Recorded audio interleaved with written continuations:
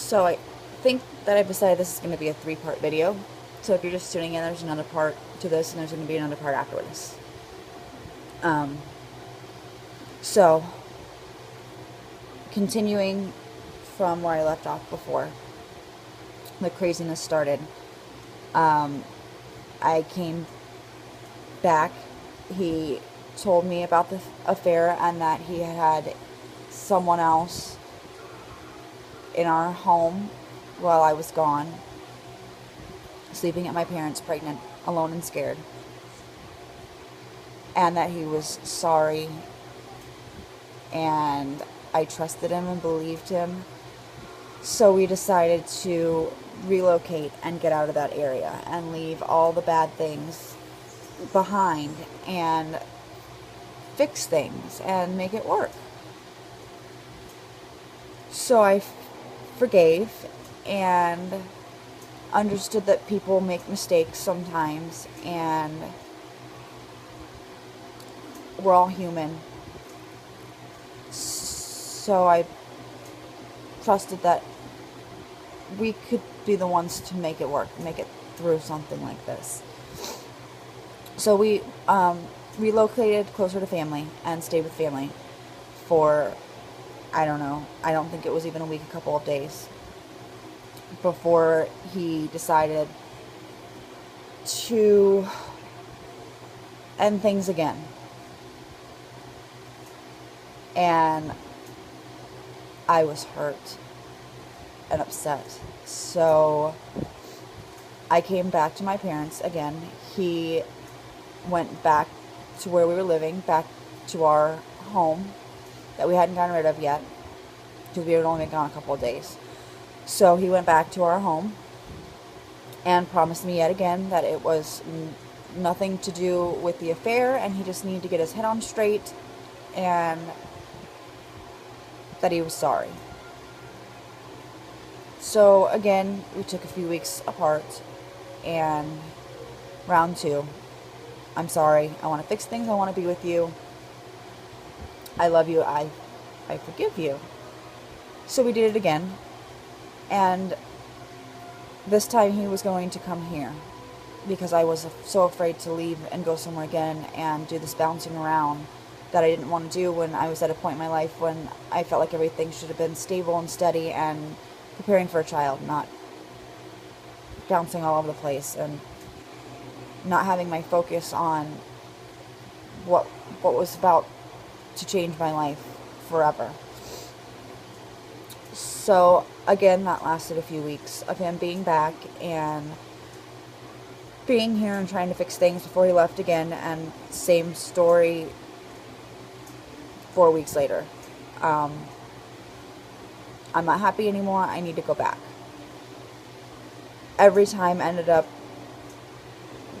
time ended up going back and moving in with this other woman.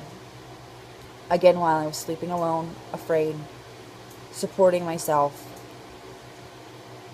and pregnant, sleeping in my parents' garage game room, which I now reside in.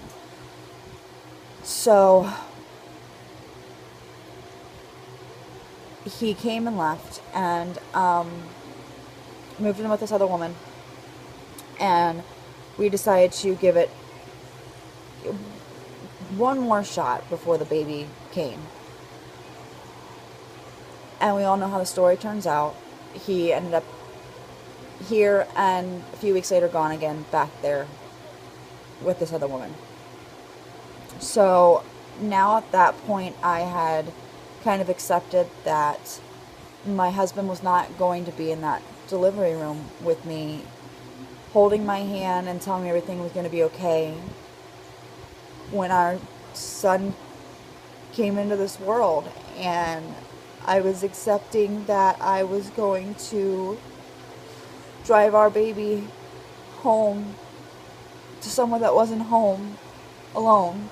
And I was so scared, but I was moving forward as best as I could. So the baby was born, and I brought him back here to my parents.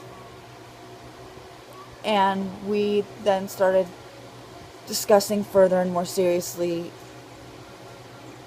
how our lives were going to turn out after this.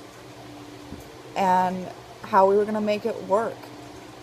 Being 4 hours away from each other and having a new baby and trying to make this co-parenting thing work that everybody tries to be so good at.